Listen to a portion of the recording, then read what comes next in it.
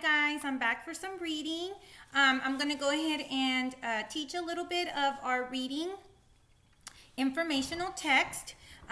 You will need your My View book. This is the one that you need to follow me with if you have it with you, and I know everybody picked it up, so everybody should have a copy. First of all, boys and girls, I want to go over our anchor chart. This week, the story is called Deep Down and Other Extreme Places to Live, and it is an informational text, and I want to take time to go over what is informational text. Okay, and boys and girls, informational text gives us information, okay?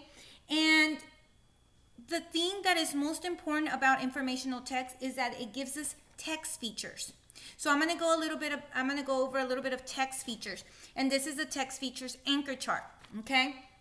What is the purpose of text features? It's to emphasize, add, and support information. The author provides text features, boys and girls, to help you understand what you are reading and while you're reading. And if you he provides pictures, he provides information, he provides maps. Just in case you've never seen it before, he provides it for you so you can understand. These are the different types of text features that authors include in their text. They include photographs. They include section or chapter headings to organize information. So you'll be seeing different headings, and then the headings are going to have titles, and then under that, the text is going to be talking about what the title says, okay? They give illustrations, which are drawings to explain or show ideas. They show diagrams, graphs, or tables to provide numerical information. They have bullets or numbers to group information. And they have bold or italic fonts to emphasize important words, okay? So we're going to go through our text of the week, which is Deep Down and Other Extreme Places to Live, and we're going to look for text features, okay? But before we do that, I want to go over the vocabulary as well. If you turn to this page, I had to tear it out, page 434, we have some vocabulary there. And the first word that we have there is extreme. So if we go to page 437, it shows us there the definition of the word extreme. It's right here. Extreme is far from normal or average. Okay? It's not normal or average. Okay? The next word that we have is spectacular. If you go to page 438, the definition of spectacular is wonderful or very beautiful. That is the definition of spectacular. The next word is attracts, and that word is found on page 441, right here where the waterfall is at. And the definition of attracts is interest or brings toward. That's what that one means. The next word that we have is region, and that one is found on page 442. Region is area of land. And the last word we have is transport, which means to carry or move from one place to another. While we read, boys and girls, we'll be looking at these vocabulary words, and we'll be looking at some text features because that is our main focus for this week. Okay, so go ahead and start with me. We're going to be on page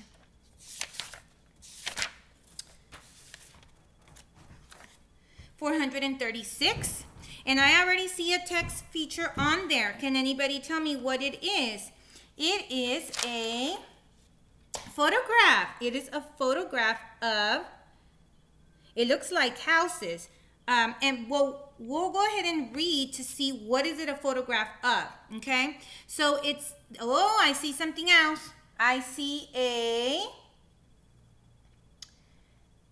chapter heading, and the chapter heading is Life on Earth. And if you look at it, it's right here. Here's the heading, and then here's the photograph. So let's go ahead and get started. It says most people on Earth live where it never gets very hot or very cold. More than half of all people in the world live in or near cities. More than half of all people in the world live within 100 miles of the sea. We do. Many of Earth's people live in quite similar places. When you watch a TV show, the places in which the characters live often don't look very different from where you might live. Okay? So I think it's showing, it's a photograph of a community where people live. Okay? So we have a title heading, a chapter heading, and we have a photograph on page 436. Let's keep reading. On page 437, what do we see there? I see 2 more photographs. Okay? So let's see. It says, but if you look down on Earth from above, you wouldn't see many cities. A lot of Earth is jungle, mountains, deserts, or large areas of snow. What would it be like to live in some of these areas? Let's meet some people living in extreme places. Okay, and I think the first photograph is of a desert. And the second one looks like a river with a lot of trees around it. That's the photographs on the bottom. Okay? And that photograph, boys and girls, it's showing you, they're taking that picture from up high. They are probably in a helicopter, they are probably on an airplane, and they want you to see, the author wants you to see, how does the world look from up high? Okay? Page 438. Oh, I see 2 more photographs. I see another title heading or chapter heading. I like to call them title headings, but they have them as chapter headings. What else do we see?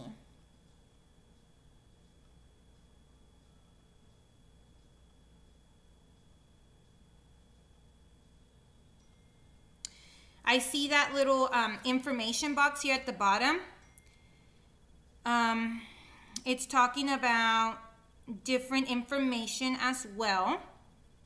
And then I see the world on top, and it's showing you where the Grand Canyon is located at the very top as well. Right here. Okay, so let's continue reading. Live at the bottom of the canyon. Deep down at the bottom of the Grand Canyon, there is a village called Supai. You can only get to it by foot, horse, mule, or helicopter. You cannot drive there, boys and girls. The people who live there call themselves, I don't know how to say this word, the Havasupai. Havasupai. This means the people of the blue-green water. The blue-green water is the beautiful Havasu Creek that flows through the canyon. There are also 4 spectacular waterfalls that tumble down into the canyon. The water keeps the land around the village green. Many people call this place a paradise. But living in a place that is so hard to get to has its problems. Imagine having to walk all the way over there. I would be so tired.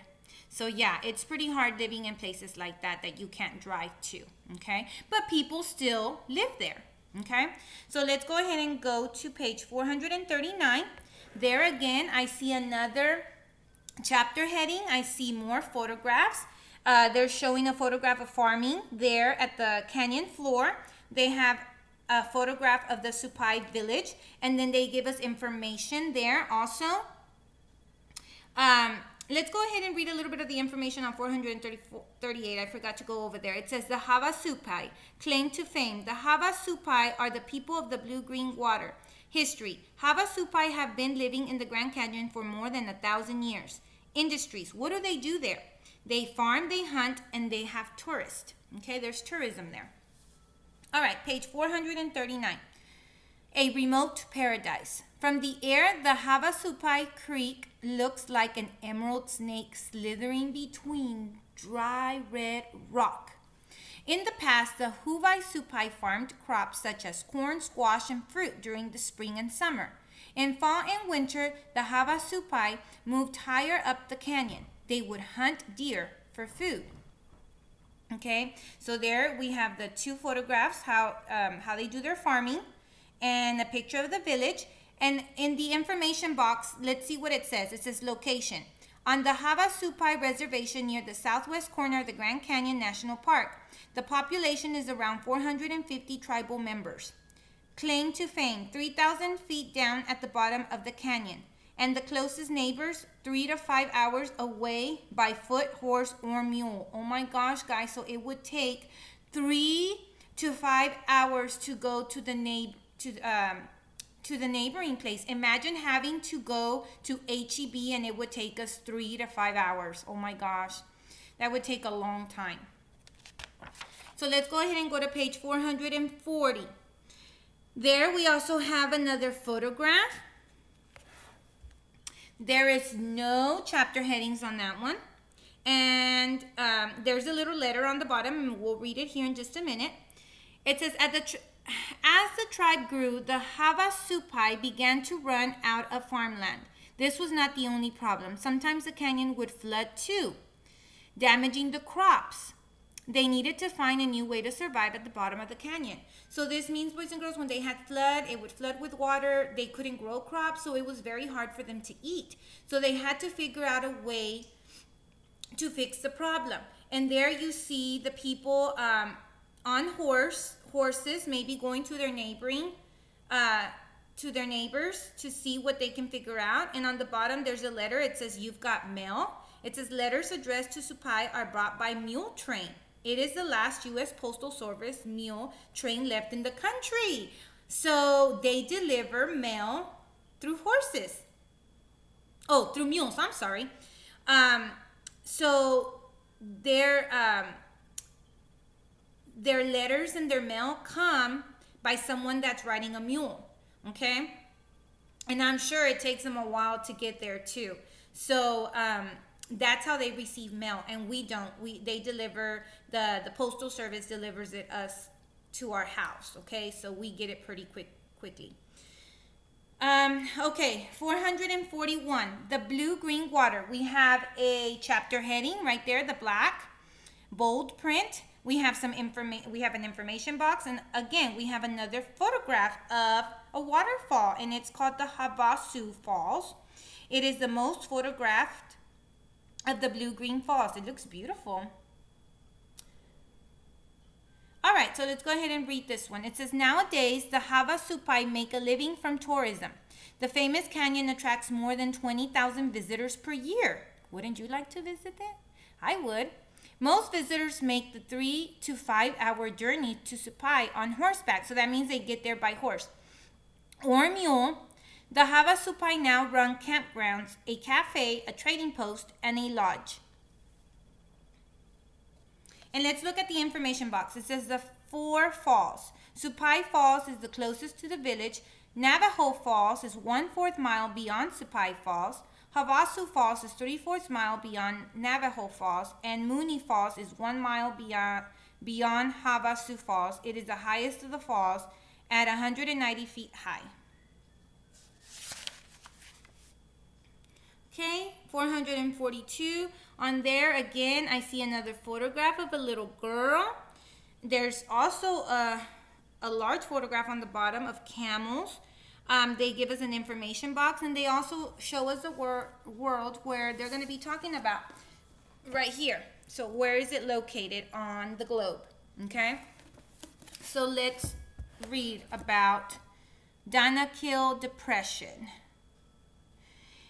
Surviving in one of Earth's hottest spots. And that right there is also a chapter heading. It says, in the middle of the Great Rift Valley in Ethiopia, in the Danakil Depression, this region looks like a different planet. It is one of the hottest spots on Earth.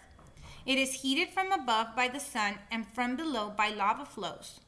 You would think that nobody would live here, but it is home to the Afar. The Afar are nomadic people who come to the Danakil Depression every day to mine salt. Wow. Okay, so we know that it is very, very hot there. okay? And it says, not a cool breeze. Fire winds blow through the Danakil Depression. They are said to feel like a tornado in an oven. Oh my gosh, I bet it is so hot. I wouldn't want to live there. It's already hot here in Corpus. It says the Danakil Depression claimed to fame daily temperatures of more than 120 degrees. Boys and girls, that is very, very hot. Here we might reach 108, maybe the heat index. But it's not as hot as 120 degrees Fahrenheit. The altitude is 300 feet below sea level. Rainfall, they have less than 7 inches a year. That is not very much, boys and girls. And the closest city is Mekelle. It's 60 miles away. So I'm sure that takes a while to get there if you're going to go on a camel or walking. Okay, on the next page, again, we have an information box. And we have 2 chapter headings. The first one is Afar Gold. 10,000 years ago, the Danakil Depression was part of the Red Sea. The waters have evaporated and left behind salt flats. To the afar, this salt is like gold. Until recently, blocks of salt called amole were used as money in Ethiopia. Today, northern Afar people still earn money from selling salt. So that's what they do, boys and girls. They sell salt there, okay? The next chapter heading is Camel Caravans. It says, every day afar, miners come to the salt flats with around 2,000 camels and 1,000 donkeys. They transport amole into the cities. The salt blocks are cut by hand. Everybody in the community takes part. The walk from town to the salt flats and back can take 6 days. Oh my gosh, guys, that is a long time. So in the information box, it's telling us the salt trade. Weight of one salt block or amole is about 9 pounds. It's like a newborn baby. A newborn baby is, well, an average baby weighs about 7 pounds. This is kind of a little bit more than an average baby, a little bit, but it's like about the weight of a newborn baby. Number of blocks per camel is 30. Distance traveled per day, 15.5 miles. Oh, that's a long time to walk. Okay, let's go ahead and go to page 444. We are almost, we're halfway there. Okay, let's look at 444. On this one, we have some photographs. We have another chapter heading. It says, what is life like in Ari? In an Ari. In an Ari, boys and girls, I think. Well, let's go ahead and read because I'm looking at the photographs and I want to say that that's what they're talking about. Yes, they are the homes where they live. And if you can see, they kind of look like huts. See? The Afar cross the Danakil Depression to mine salt. They then sell in the cities. The Afar can do this because they bring their homes with them. They pack their homes called aris onto the backs of their camels. They usually put up their aris around wells. The aris are round like igloos. Okay, they look more like igloos and are made from light palm matting. They provide welcome shade in which to cook, eat, and sleep. Okay, so that's what their homes look like. So the author provided that photograph so you can see, oh, okay, this is what their homes look like. I'm sure it takes a long time to pack it up and take it with them. Let's see if they tell us information about that. It says, what's cooking? What the Afar usually eat. Okay, so they eat meat. What they eat with it, thick wheat pancakes. They make pancakes. It says, what the Afar drink? They drink milk. How the Afar say welcome? They give their guests a drink of milk. And then they have herding animals. It says, in addition to mining salt, most Afar herd sheep. So they have sheep, they have goats, cattle, and camels. And that's where they get their milk from the cattle. Okay. Page 446. Here again, now we're going to a different place, to a colder place. And we have a chapter heading. We have the globe showing us where they're located. And again, there's 2 photographs. And this time, let me go ahead and connect my computer because it's running low battery. There we go.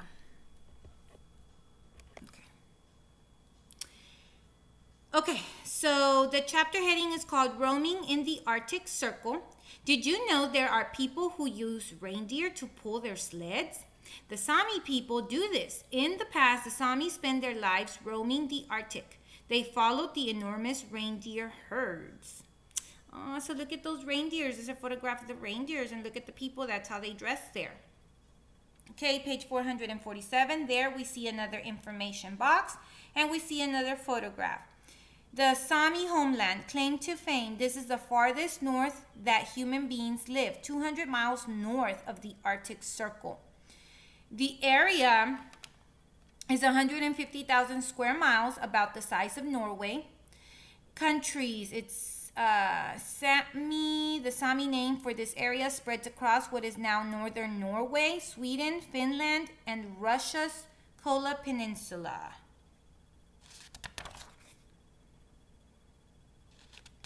Okay, let's learn more about the people. It says here on page 448, again, we have a chapter heading and we have a photograph.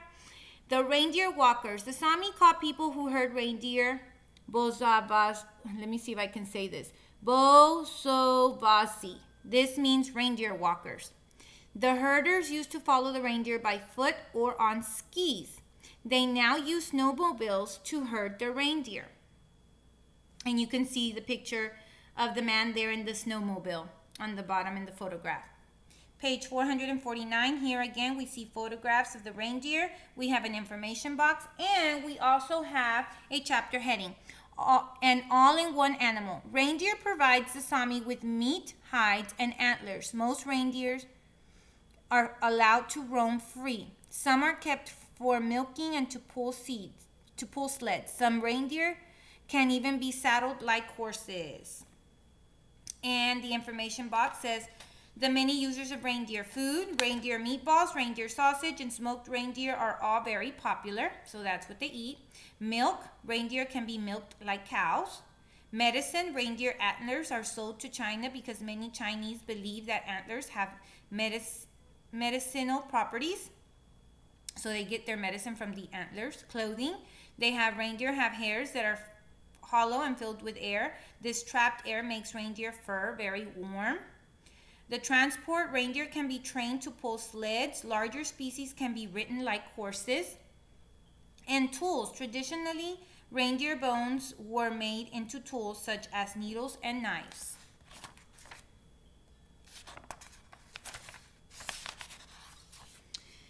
All right, now page 450, there's another photograph and there is another chapter heading. That's not a teepee, that's a lavut or lavet. Lavut or lavet. When moving with their herds, the Sami still live in cone-shaped tents. These are called lavuts. A lavut can stand winds that are 50 miles an hour. The top of each lavut is open to let out the smoke from large fires. Page 451, again, we have an information box, we have photographs, and we have a chapter heading. Can I please take a look at your gakti? The lavut is not the only part of the Sami life still in use today. The traditional Sami clothing is called the gakti. It is still often worn on special occasions. The colors, patterns, and buttons of a gakti are a code. They can tell you whether the person is married and which village he or she comes from. It says, why the pointy toes? The turned up pointy toes of a traditional Sami reindeer skin boot are designed to hook onto skis. Oh, wow. Round or square buttons. Traditionally, square buttons mean a person is married. Round buttons mean a person is not married. Wow, that's interesting. All right, and finally now where we live, okay? It's page 452, and we have a photograph, and we have a chapter heading. It says, what's it like where you live? Now you've seen some of the extreme places where people live. What do you think might be extreme about your neighborhood? To an afar child, where and how you live might look pretty different. Many people on this planet have never seen some of the things you probably see every day. They don't have highways like we do, boys and girls. So page 453, imagine meeting someone from the Sami or a far tribe. What would seem extreme to them about your normal life? And they also don't have, look, there's a picture of skyscrapers. They don't have that. And they don't have houses like we do. They don't have malls. And so it would be very interesting to share these things with the people, boys and girls, and also compare and contrast how we are different. So, you know, for a little assignment, you can go ahead and compare. This is how the people in extreme places live versus how we live, and what is common about both of us. I'll leave you with that, boys and girls. Thank you for joining me for today's reading mini lesson, and I will see you back. Today's Wednesday. I will see you back Monday with the new spelling, vocabulary, language arts, and our new reading text. Got it? See you later.